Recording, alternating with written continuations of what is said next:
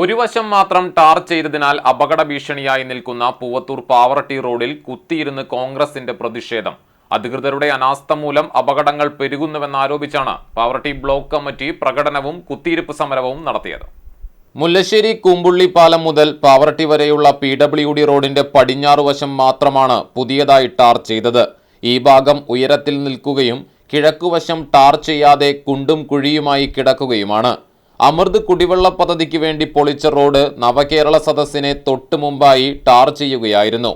കഴിഞ്ഞ ദിവസം ഈ റോഡിൽ അപകട മരണം ഉണ്ടായിട്ടും റോഡിന്റെ അപകടാവസ്ഥ പരിഹരിക്കാൻ പോലും കഴിവില്ലാത്ത MLA ആണ് മുരളി പെരുന്നെല്ലിയെന്ന് പ്രതിഷേധം ഉദ്ഘാടനം ചെയ്ത DCC general secretary PK Rajan പറഞ്ഞു.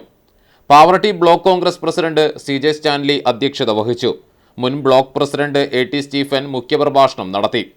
ബ്ലോക്ക് പഞ്ചായത്ത് പ്രതിപക്ഷ നേതാവ് OJ ഷാജൻ മുഖ്യാതിഥിയായി.